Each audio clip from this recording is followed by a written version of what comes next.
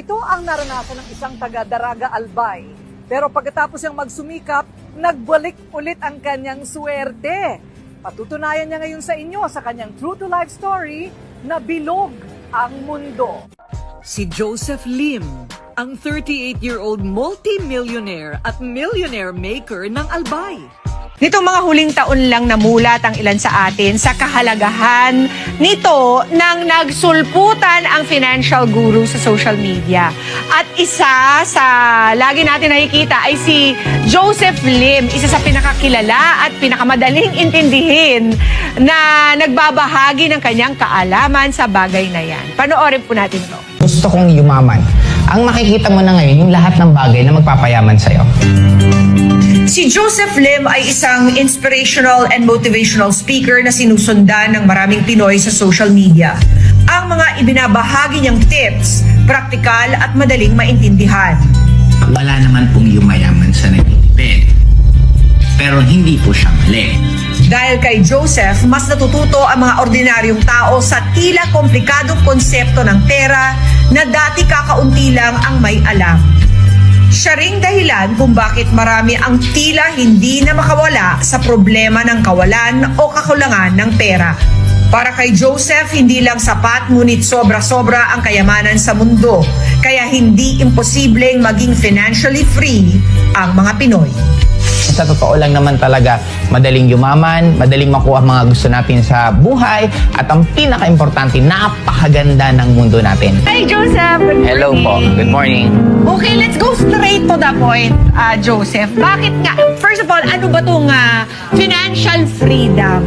At bakit sa tingin mo, ito ay kayang makamit ng bawat Pilipino? Ang financial freedom, ito yung more nabibili mo yung mga gusto mo, tapos hindi na umiikot yung buhay mo para kumita ng pera. Okay. Kasi katulad ng mga kapatid natin Filipino na OFW, marami silang kinikitang pera, but Yes. sad part is pag uwi nila ng Pilipinas, after a few months, ubos din ulit. Kasi nga, nauubos kung saan-saan. Kaya dapat ma-educate tayo na we could still earn even hindi na tayo masyadong nag-e-effort. Isa ka bang OFW na napakarami mong kinitang pera pero ngayon halos hindi mo na malaman kung nasaan kasi naubos sa resibo, naubos sa kakapadala sa mahal mo sa buhay, at naubos kakatulong. Kaya isa lang po short ko.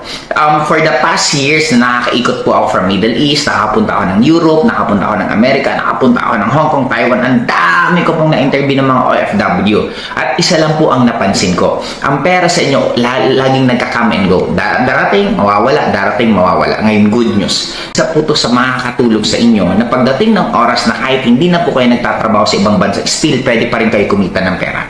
I know bilang isang Pilipino, napakahilig po natin tumulong. Ang pinakamaganda po dyan, dapat meron tayong tinatawag na reserba. Yung kita nyo po sa tinatawag na sweldo nyo sa pagtatrabaho nyo, dapat ipunin nyo yan, dapat i-invest nyo po yan sa business. Ngayon, yung business, katulad po nitong Empowered Consumerism, pag ginagawa nyo na to, ang kagandahan, yung kikitain nyo dito, yun na po ang itulog nyo.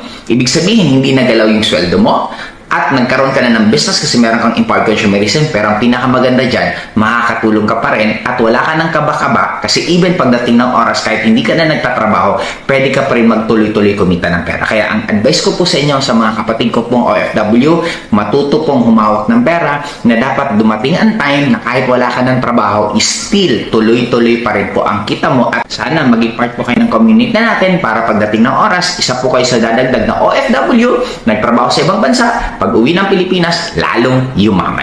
Hindi habang buhay na makakapagtrabaho tayo sa ibang bansa. And help everyone na makapag-ipon, makasama ang kanilang pamilya, at higit sa lahat, mabago din ang kanilang buhay. My name is Neslie Nas de Vera, a former OFW for 15 years and ang dating sumubok sa traditional business.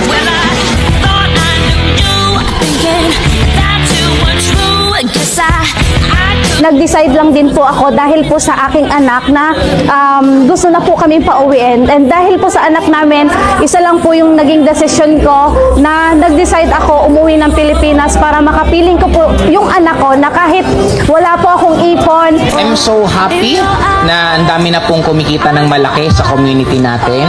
Sulit po na makita namin kayo na kumikita kayo ng ganyan. And rest assured po, hindi lang po yan ang kikitain nyo. Na ang goal namin, maging normal po sa community natin ang mag 7 figures a month. Lahat ng nangyayari sa atin, pangarap mo lang to dati.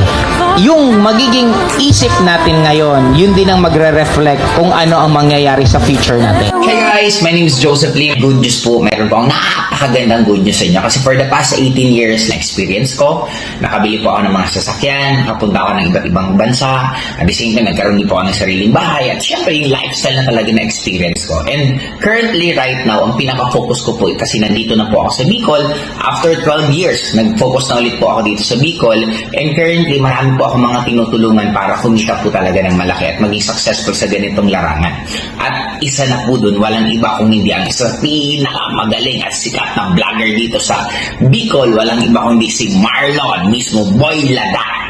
Kaya kung sino man po sa inyo ang napresenta ng Empowered Consumerism ni Mr. Marlon, ako na po mismo ang nagva-vouch na sumali po kayo sa kanya. Yes, I do understand na minsan nandun po yung doubt, pero ako na po, hindi po ako tatagal ng 18 years kung hindi ko po alam ginagawa ko, at the same time kung hindi po ako maayos kausap. Kaya ang pinaka-tinuturo ko sa lahat ng handle ko, dapat lahat po ng naniwala sa kanila is talagang tulungan nila na makuha din yung mga pangarap nila sa buhay. Kaya kung ikaw ang isa sa napresentan or under po siya sa group mismo ni Marlon, ako na po mismo magsasabi na sumali na po kayo sa kanila para magkasama-sama po tayo. At syempre, para magkita-kita po tayo hindi lang dito, kundi pagdating ng oras pag namamasyal lang po tayo sa iba't ibang lugar at iba't ibang bansa. Kung interested ka, eto advice ko sa'yo. Balikan mo kung sino yung nag-send sa'yo ng video to. At ang pinakamaganda, tanungin mo siya kasi meron pa kaming isang sikreto na tuturuan ka namin kung paano kakikita ng mas mabilis. Yes, mabilis na ngayon pero ko, pero mas mabilis pa at lalong tuturuan ka ano yung mga technique na gagawin mo para mabilis mong makuha yung mga gusto mo.